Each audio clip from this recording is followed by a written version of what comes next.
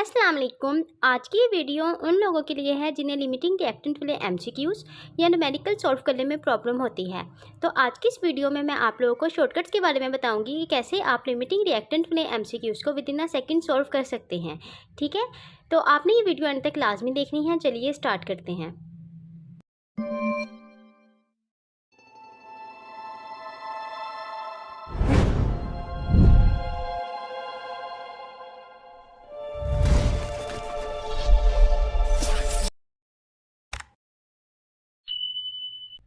First MCQs, find limiting reactant when 2 grams of hydrogen and 32 grams of oxygen react। अब देखें इस MCQs में वो हमें कहते हैं कि 2 ग्राम ऑफ हाइड्रोजन रिएक्ट कर रहा है 32 ग्राम्स ऑफ ऑक्सीजन के साथ। तो बताएं हमारे पास लिमिटिंग रिएक्टेंट इन दोनों में कौन सा है, हाइड्रोजन है या ऑक्सीजन है। तो इस तरह के क्वेश्चंस को सॉल्व करने के लिए सबसे पहले आप बैलेंस्ड केमिकल इक्वेशन लिखेंगे।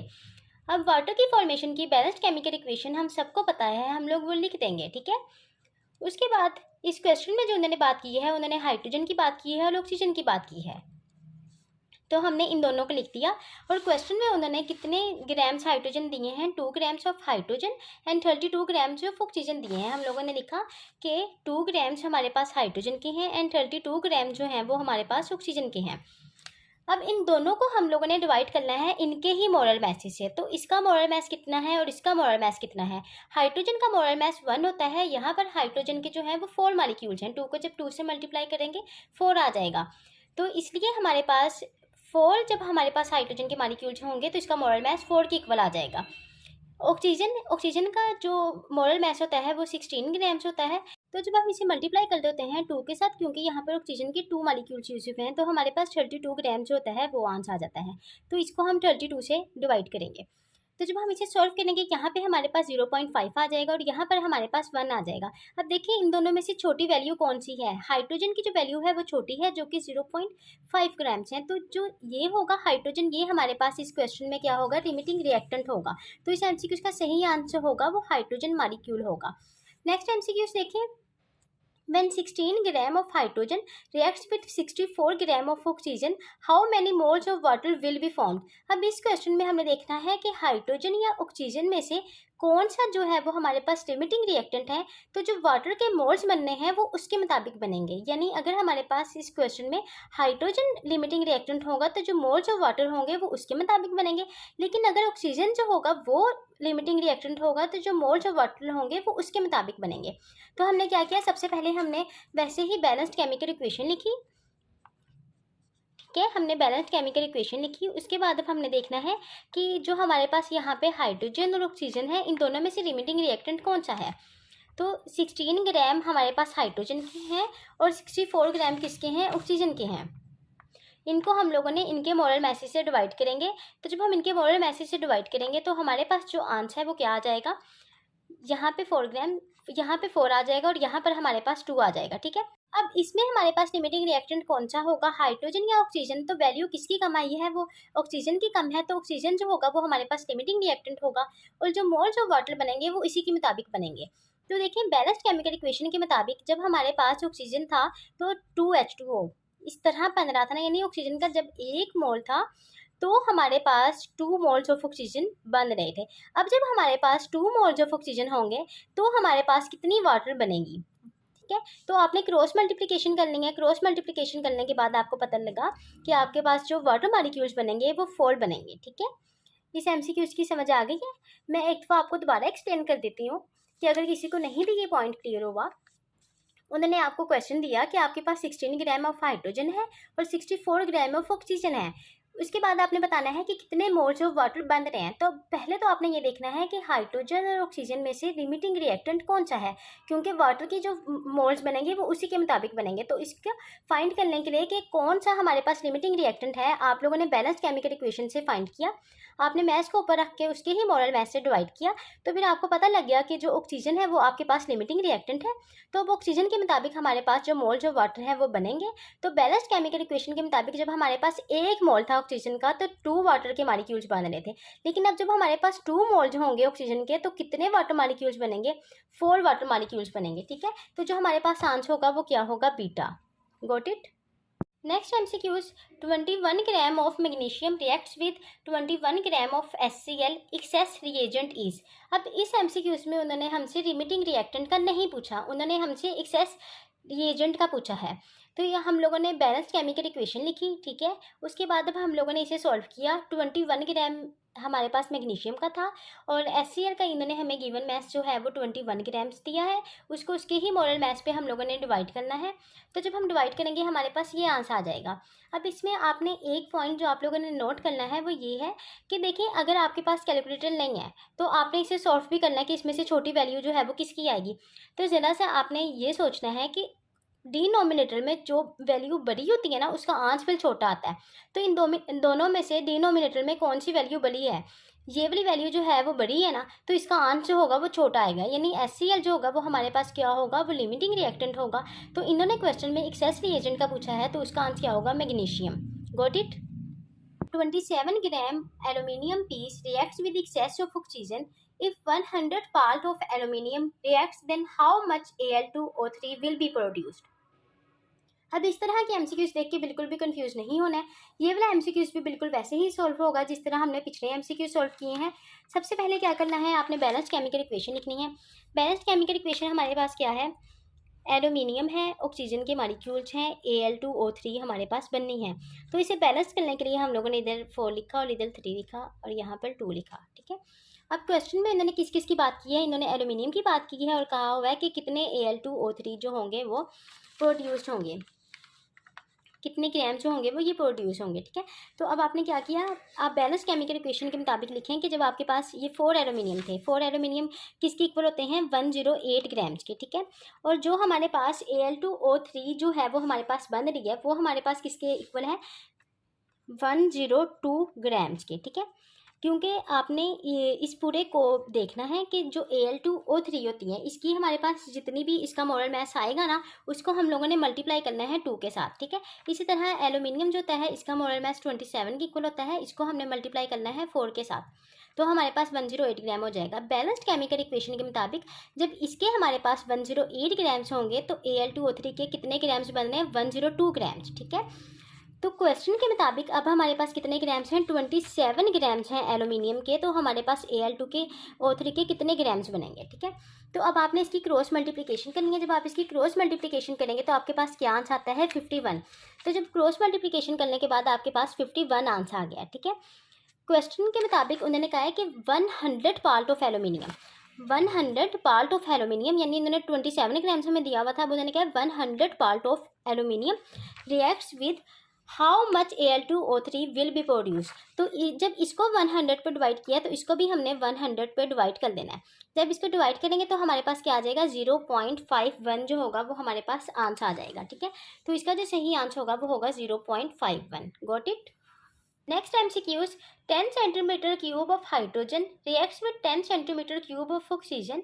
The amount of excess reactant left behind. तो इस क्वेश्चन में उन्होंने हमसे क्या पूछा हुआ है, the amount of excess reactant left behind. तो इसके लिए जो फार्मूला यूज़ होगा वो ये यूज़ होगा कि हम लोगों ने टोटल में से माइनस कर देना है जितना भी यूज हुआ है।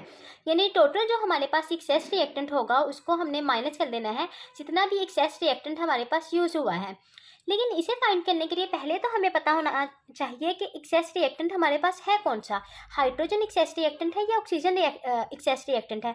तो इसे फाइंड करने के लिए हम लोगों ने जैसे हम लोगों ने पीछे किया था सॉल्व, हम लोगों ने वैसे ही सॉल्व करना है। लेकिन अब इस क्वेश्चन में जो आपने नोट करना है पॉइंट वो ये है कि देखिए इसमें इन्होंने सेंटीमीटर क्यूब का जिक्र किया हुआ है, ठीक है, यानी वॉल्यूम का जिक्र किया हुआ है। तो आपने नंबर ऑफ मोल से इसे डिवाइड करना है। पिछले क्वेश्चन में वो ग्राम्स का ऊपर क्वेश्चन में ग्राम्स लिखते थे तो आप इसे मोलर मास से डिवाइड करते थे, लेकिन अब इन्होंने क्वेश्चन में सेंटीमीटर क्यूब ऑफ हाइड्रोजन, आप 10 सेंटीमीटर क्यूब ऑफ ऑक्सीजन लिखा है तो आपने इनको इनके नंबर ऑफ मोल से डिवाइड करना है। तो बैलेंस्ड केमिकल इक्वेशन के मुताबिक हमारे पास हाइड्रोजन के कितने मोल्स हैं, 2 मोल्स हैं, और ऑक्सीजन के कितने मोल्स हैं, 1 मोल है। तो आपने जब इसे सॉल्व करना है ये आपके पास 5 आएगा, ये 10 आएगा। तो अब हाइड्रोजन और ऑक्सीजन में से लिमिटिंग रिएक्टेंट कौन सा है, हाइड्रोजन लिमिटिंग रिएक्टेंट है और ऑक्सीजन जो है वो आपके पास एक्सेस रिएक्टेंट है, ठीक है। तो अब आपको पता लग गया कि आपके पास एक्सेस रिएक्टेंट ये है, ठीक है।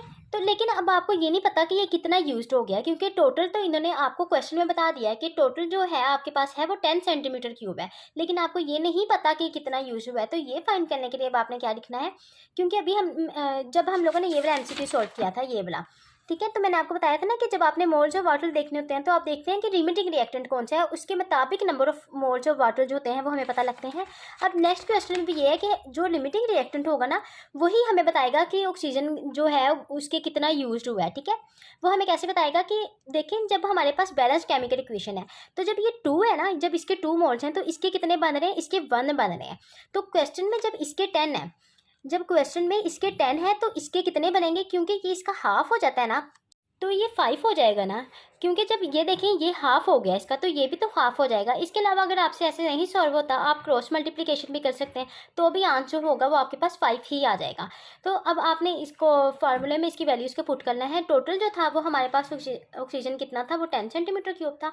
अब 10 में से आपने माइनस करना है 5 को, वो 5 सेंटीमीटर क्यूब आ जाएगा, ठीक है। Next MCQs, 32 grams of oxygen reacts with 32 grams of CH4. What is limiting reactant? Amount of carbon dioxide produced, amount of excess reactant left behind. तो इस क्वेश्चन में उन्होंने हमसे 3 क्वेश्चंस पूछे हुए हैं कि लिमिटिंग रिएक्टेंट कौन सा है, कार्बन डाइऑक्साइड की कितनी अमाउंट प्रोड्यूस हो रही है, और एक्सेस लेफ्ट बिहाइंड कितना है। इसमें वही वाला फार्मूला यूज़ होगा जो अभी हमने पीछे यूज़ किया है, ठीक है। तो सबसे पहले आप लोगों ने देखना है कि ऑक्सीजन एंड CH4 मीथेन में आपके पास जो लिमिटिंग रिएक्टेंट है वो कौन सा है। अब पिछले क्वेश्चन में जब उन्होंने cm क्यूब का जिक्र किया था, सेंटीमीटर क्यूब का जिक्र किया था, नंबर ऑफ मोल्स का जिक्र किया था, तो आपने उसे डिवाइड भी नंबर ऑफ मोल्स से किया था। लेकिन यहाँ पर अभी उन्होंने मैस का जिक्र किया है, तो आपने इसे डिवाइड भी इसके ही मोरल मैस से करना है। सबसे पहले आपने बैलेंस्ड केमिकल इक्वेशन लिखनी है। आपने जितना इन्होंने मैथ्स दिया हुआ है, इन्होंने ऑक्सीजन की बात की है, CH4 की बात की है, आपने वो दोनों लिखे हैं। आपने इनके मैथ जो क्वेश्चंस में दिए हुए हैं वो लिख के इनके ही मॉरल मैसेज से इन्हें डिवाइड कर दिया है। ऑक्सीजन का 16 होता है, यहाँ पर 4 मॉलिक्यूल्स हैं, तो 16 को 4 से मल्टीप्लाई करेंगे तो 64 आंसर आ जाएगा, ठीक है। अब लिमिटिंग रिएक्टेंट हमारे पास ऑक्सीजन एंड CH4 में कौन सा है, वो ऑक्सीजन है, ठीक है। अब ऑक्सीजन जो है वो हमारे पास लिमिटिंग रिएक्टेंट है, तो जो कार्बन डाइऑक्साइड प्रोड्यूस्ड होगी या amount of excess left behind होगा, इसे भी हम किसको मद्देनजर रखते हुए सॉल्व करेंगे, ऑक्सीजन को, ठीक है। क्योंकि ऑक्सीजन जो है वो हमारे पास एक लिमिटिंग रिएक्टेंट है, हमने पिछले क्वेश्चंस में भी यही बात देखी है। अब आपने जब amount of carbon dioxide produce बतानी है तो आपने ऑक्सीजन रखना है और इधर आपने क्या रखना है, कार्बन डाइऑक्साइड रखना है। आपने इधर CH4 नहीं रखी बल्कि आपने ऑक्सीजन रखी है, क्योंकि ऑक्सीजन जो है वो हमारे पास लिमिटिंग रिएक्टेंट है।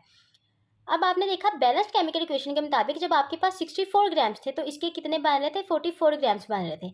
अब क्वेश्चन में जब हमारे पास 32 ग्राम्स हैं तो इसके कितने बनेंगे, तो फिर आपने क्रॉस मल्टीप्लिकेशन करनी है, तो आपके पास जो आंसर होगा वो आ जाएगा 22, ठीक है। 22 ग्राम जो होगा वो आपके पास इसका आंसर आ जाएगा। Next, amount of excess left आपने बिल्कुल वैसे ही फाइंड करना है जिस तरह हम लोगों ने पिछले MCQs में फाइंड किया। अब देखिए, आपने ऑक्सीजन लिखना है, फिर आपने CH4 लिखना है। ऑक्सीजन जो है वो हमारे पास एक लिमिटिंग रिएजेंट है, तो आपने देखना है बैलेंस केमिकल इक्वेशन के मुताबिक आपके पास ऑक्सीजन जो है वो 64 ग्राम्स है, तो CH4 कितने ग्राम्स हैं, 16 ग्राम्स हैं। आपने एक बात याद रखनी है कि पहले हमेशा आपने वो वैल्यूज़ लिखनी है जो बैलेंस्ड केमिकल इक्वेशन के मुताबिक है। इसमें भी देखें कि आपने 64 ग्राम्स एंड 44 ग्राम जो लिखा है वो बैलेंस्ड केमिकल इक्वेशन के मुताबिक लिखा है कि जब 64 ग्राम ऑक्सीजन का है बैलेंस्ड केमिकल इक्वेशन के मुताबिक, तो 44 ग्राम जो है वो कार्बन डाइऑक्साइड के बन रहे हैं, ठीक है। और फिर आपने जब आपने दूसरे में लिखा है तो फिर आपने लिखा है कि क्वेश्चन में 32 ग्राम्स हैं, तो फिर कितने कार्बन डाइऑक्साइड बनेंगे। इसमें भी सेम आपने ऐसे ही करना है कि आपने पहले बैलेंस्ड केमिकल इक्वेशन के मुताबिक लिखना है कि जब 64 ग्राम्स थे तो आपके पास 16 ग्राम ऑफ CH4 बन रहे थे। अब जब क्वेश्चन के मुताबिक 32 ग्राम्स होंगे, जब क्वेश्चन के मुताबिक 32 ग्राम्स ऑफ ऑक्सीजन होंगे, तो फिर आपके पास CH4 कितने बनेंगे। तो फिर अब आपने क्रॉस मल्टीप्लिकेशन की, आपके पास जो आंसर है वो 8 आ गया। तो फिर अब आपने एक्सेस लेफ्ट कैसे बताना है कि जितना आपके पास टोटल था, तो टोटल आपके पास एक्सेस लेफ्ट कितना था, एक्सेस रिएजेंट आपके पास है CH4, ठीक है। तो उसका 32 ग्राम जो है ये आपके पास टोटल है। टोटल को जो है वो आपने माइनस किया है जितना यूज़ हुआ है, और कितना यूज़ हुआ है, 8 ग्राम यूज़ हुआ है। तो जब आप इसे माइनस करेंगे 24 ग्राम जो होगा वो आपके पास आंसर आ जाएगा, ठीक है। अब जो इस तरह के MCQs होते हैं ना, इस तरह के MCQs में स्टूडेंट्स बहुत ज़्यादा कन्फ्यूज़ होते हैं।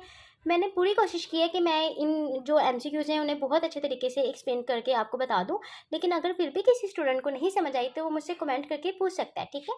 अब हम नेक्स्ट MCQs देखते हैं।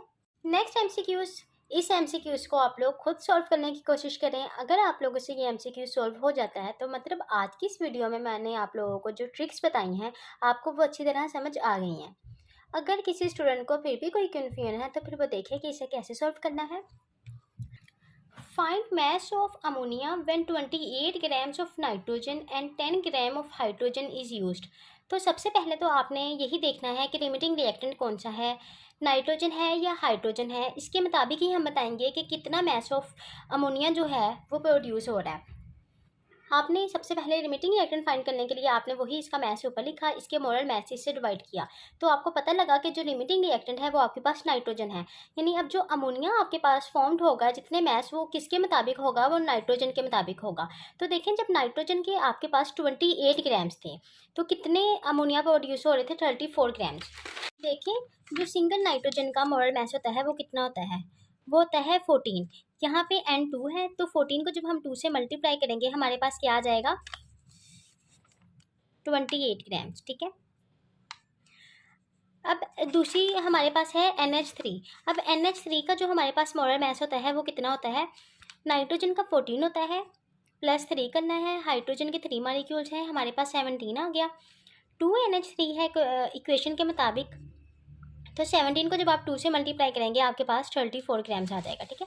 क्वेश्चन के मुताबिक जब आपके पास 28 ग्राम्स हैं नाइट्रोजन के, तो आपके पास अमोनिया के कितने ग्राम्स प्रोड्यूस हो रहे हैं? 34 ग्राम्स। ठीक है। बैलेंस केमिकल इक्वेशन के मुताबिक भी यही है, लेकिन इन्होंने क्वेश्चन में भी यही पूछा हुआ है कि जब 28 ग्राम्स होंगे नाइट्रोजन के तो कितने ग्राम्स अमोनिया के बनेंगे, तो वो कितने बन रहे हैं? 34 ग्राम्स। ठीक है। लेकिन वो क्वेश्चन में आपको 28 ग्राम्स के अलावा अगर कोई और वैल्यू दे देते, यानी 22 ग्राम्स दे देते, तो फिर उससे आप कैसे सॉल्व करते? फिर आप कहते हैं कि जब आपके पास 28 ग्राम्स नाइट्रोजन के थे तो जो आपके पास अमोनिया प्रोड्यूस हो रहा था बैलेंस केमिकल इक्वेशन के मुताबिक वो 34 ग्राम्स हो रहा था। लेकिन अब क्वेश्चन में उन्होंने 22 ग्राम्स पूछा है, तो ये कितना अमोनिया कितने ग्राम्स प्रोड्यूस होगा, तो फिर आप क्रॉस मल्टीप्लिकेशन करेंगे और आपके पास आंसर आ जाएगा। ठीक है। उम्मीद है आज की जो वीडियो थी आप लोगों को अच्छी तरह समझ आ गई होगी। अगर किसी भी पॉइंट की आप लोगों को नहीं समझ आई तो आप मुझसे कमेंट करके पूछ सकते हैं। अगर मेरी वीडियो अच्छी लगी है तो मेरी वीडियो को लाइक करके मेरे चैनल को सब्सक्राइब कर दें। Thank you so much.